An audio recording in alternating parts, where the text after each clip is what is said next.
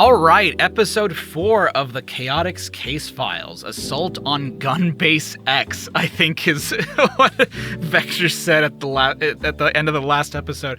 So I don't know if Tangle and Whisper are going to be in the episodes moving forward. They may not, and that's okay.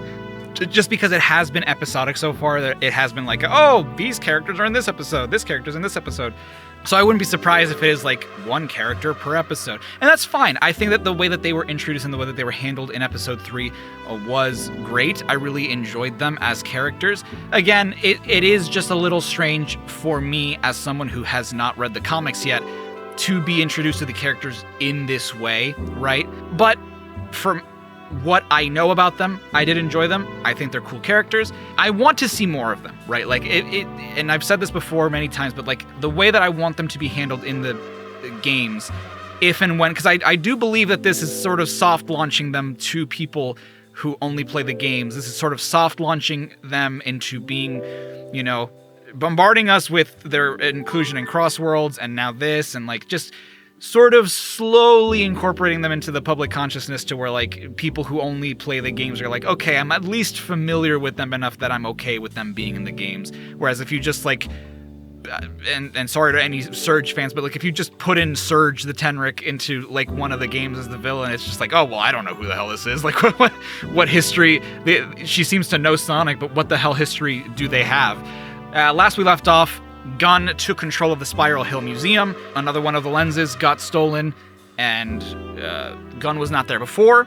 They were there at the end of it. And let's see how the Chaotix, because I see it from the thumbnail, it looks like we have Commander Abraham Tower in this episode. So this is going to be a very, very, very interesting interaction between these two characters. I really want to see how this one plays out. Oh, and Tori's in the background? Thanks for the drink, Eggman. You won't regret it. He just starts talking normally. A shapeshifter, master of disguise. First you thought it was Knuckles, then Rouge, then Jet. Next you say it's Tails or Tangle or maybe Rouge again. It's like you're not even trying. Ever since Gun's humiliating defeat in the war, they've been especially uptight about their image. And they weren't exactly relaxed to begin with. Sure. All the more reason to act now. They're still rebuilding, resupplying, and recruiting. They'll never see us coming. Hackles? That's fun to say. Hackles. Hackles. Hackles. Hackles. Hackles. Hackles. Hackles. It's stuff like this. It's stuff like this that makes me think of it in the context of like a Detective Pikachu-esque game. I mentioned this a couple episodes ago, but like when I'm listening to some of this, I'm imagining like a Detective Pikachu kind of game where it's like not in that style necessarily, but the way that Detective Pikachu is to the Pokemon series. I would love a Chaotix-centric game that was just so deviant from the Sonic formula, right? Where it is, you could even make it like a Sly Cooper game. It doesn't need to be like that, but even just, we're solving puzzles or whatever, right? When I hear these conversations, I just imagine like this cutscene of the three of them like walking together and like Espio and Vector having this conversation and Charmy just mucking around in the background. I can see it so clearly, right? And then like you go into the gameplay proper and you start doing all these missions. Like you actually play out what the purpose of the episode is. But I can just see these as cutscenes in this game, right? In this game that I so desperately want to exist. Do we even know where the closest gun base is? Oh, I can tell you. I can look it up on my phone. Oh, wow. There's actually a new one. Like, not far from here. Well, not far if we fly. See? Perfect. We can get To there the copter. in no time with the Chaotix Copter. All right, but what exactly are we going to do when we get there? Espio, relax. We got past those gun goons at the first museum, didn't we?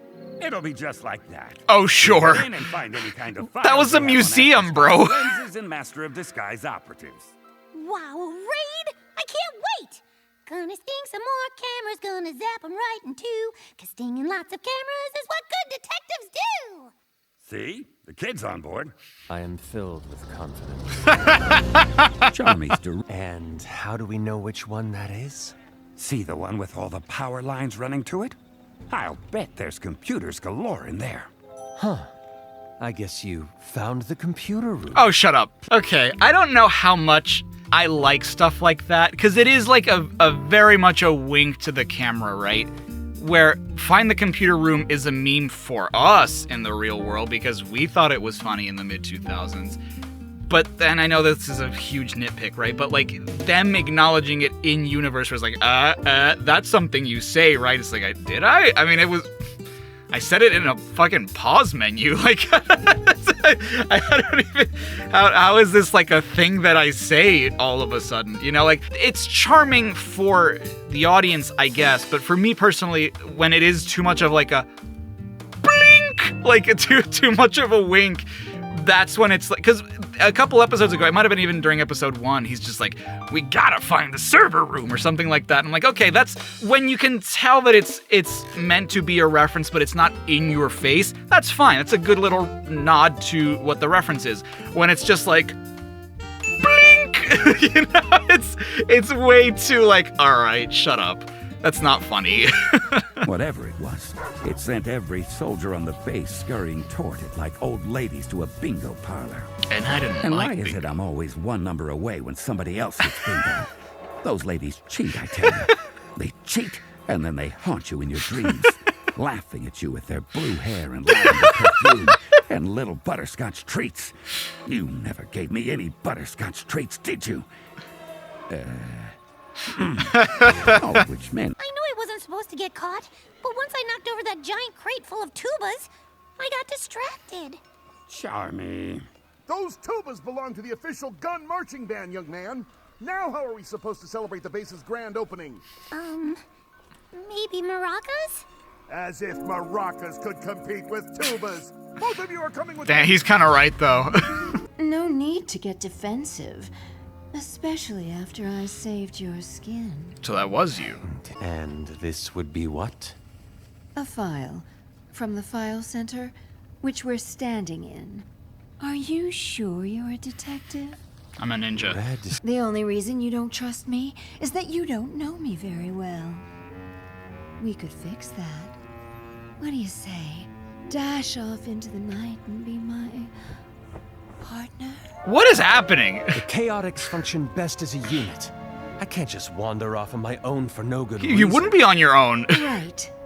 Of course. No good reason.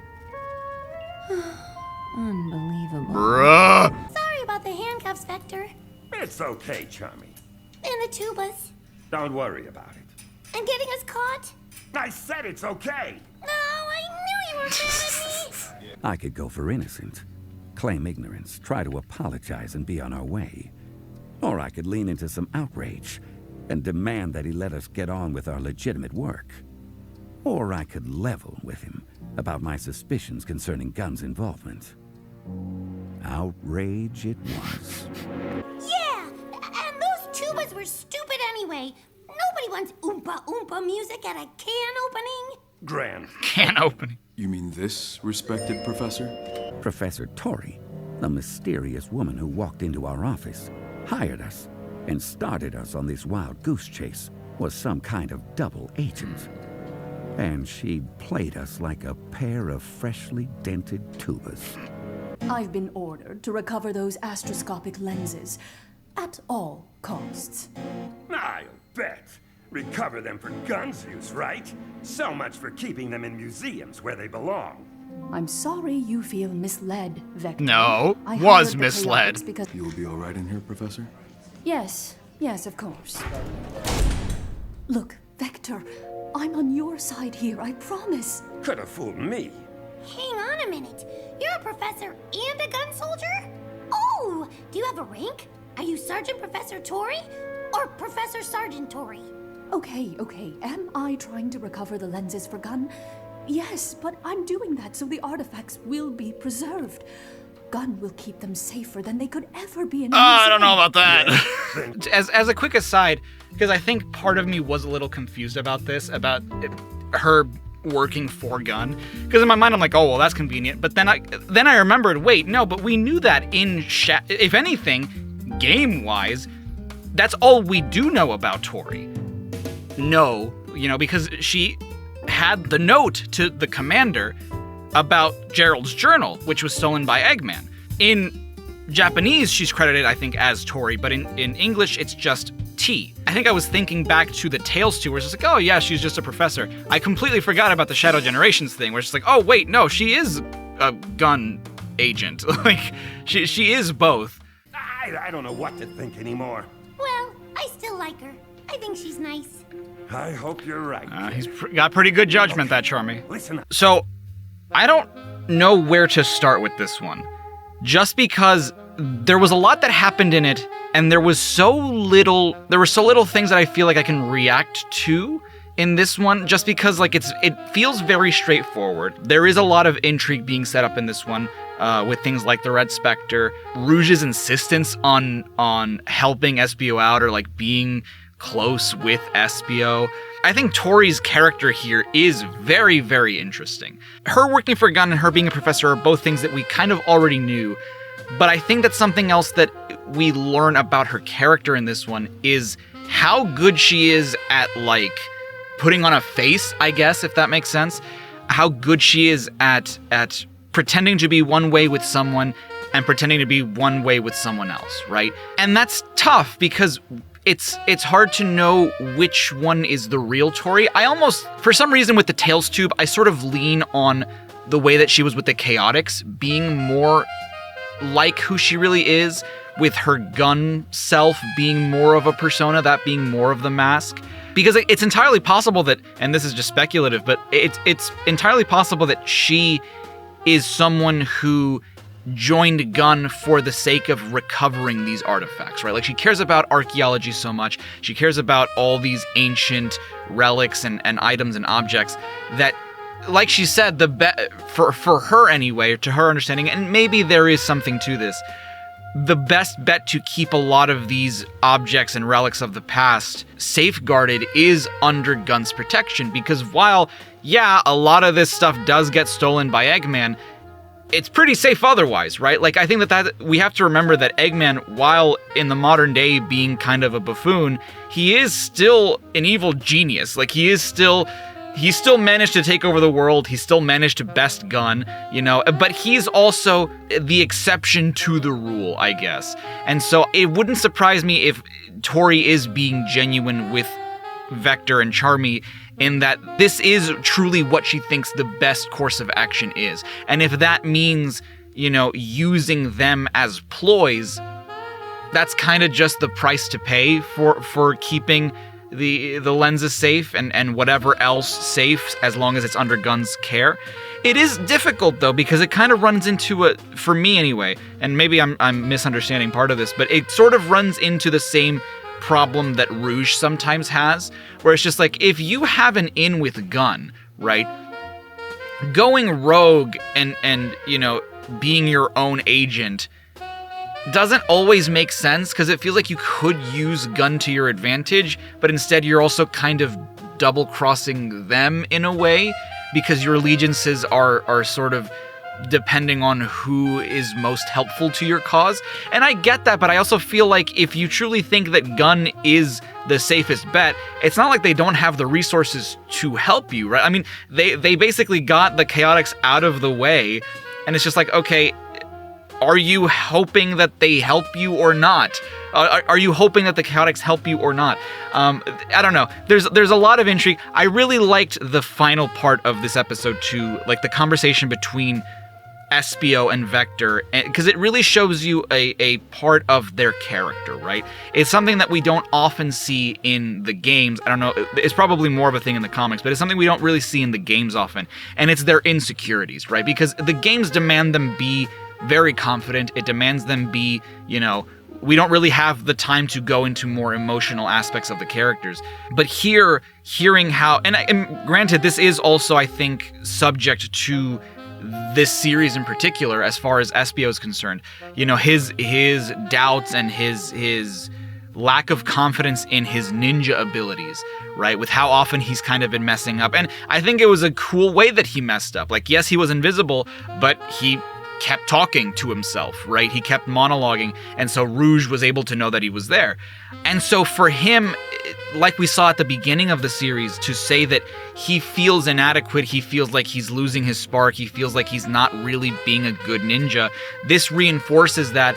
And it kind of reminds me of the Donkey Kong and Mario conversation in the Mario movie, where it's just like they're kind of, he and Vector are comparing who has it worse. Granted, that's not a specific to that movie, but it reminded me of that moment of just like fighting over who has it worse between them. Because Vector, again, he's also someone who is very capable, but also does have his kind of dumb moments. Just because it's stuff that, you know, he sees dollar signs and he sees prestige, and so he wants to help, but that leads him to not always being super assessing of the situation or assessing the people that he's helping. And so that sort of self-consciousness he feels about being duped possibly by Tori, it's something that makes sense for his character. SBO's plight is something that makes sense for him. Even Charmy, we've seen, like, he's also trying to figure out what his place in the team is, because they had that, like, funny interaction a couple episodes ago about whether or not he was the muscle, and he's just like, oh wait, I'm not the muscle? Then what the hell am I doing in this team? Like, if I'm not that guy, then what am I to this team? Exploring those aspects of their characters is fascinating to me, and it's something that I loved hearing in this series.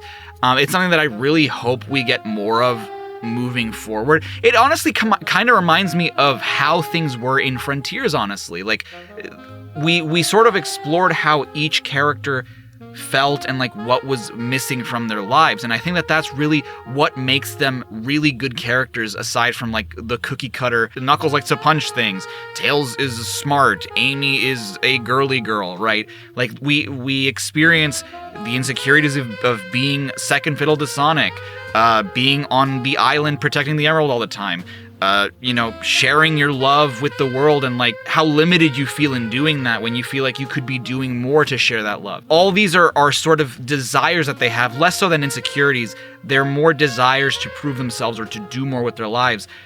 And with the Chaotix, what we're seeing here is something very similar, right? Like, more so in the other direction, though, when it comes to their insecurities. Like, what is it about myself that I want to improve as a character? And granted, if they did change that, that would kind of, I don't think it would radically change the characters, but it would change them a little bit. And when it comes to video game characters, especially ones aimed at, you know, more family-friendly, geared towards children primarily kind of characters, you do want to keep the status quo, and it's very important for the sake of each title coming out for there to not be much of a difference between the characters, because it's just like, okay, this is something you can jump into any game and the characters are the same. So seeing these character moments with these characters almost does kind of make me hopeful that they will evolve. And I don't even know if that's something that I necessarily want, because I do want to see them grow. I do want to see these characters change, but at the same time, how much do I want to see them change, right? Like, where do I want these characters to be? Is Charmy still Charmy if he's not funny, if he's not silly, if he's like, I don't know. I think that there are ways to keep both aspects of him. Like, you can make him capable and still silly and funny, but still have him grow, you know? Something else that's very interesting about the end of this episode is that it ends on the cliffhanger of them falling out of the Chaotix copter basically crashing. It's not like other episodes where we go back to Vector and Sonic and Eggman and like how, you know, Sonic and Vector talking about like how are we gonna keep delaying this story, right? This one just ends. And so I'm very curious to watch the next episode and see where we go from there. Because the next episode, at the time of recording, is the latest episode in the Chaotix Casefiles series. So I guess I'll see you guys for that video. Until next time, guys, stay safe, stay awesome. This is Char5 signing off. I hope you enjoyed this one. Bye, everybody.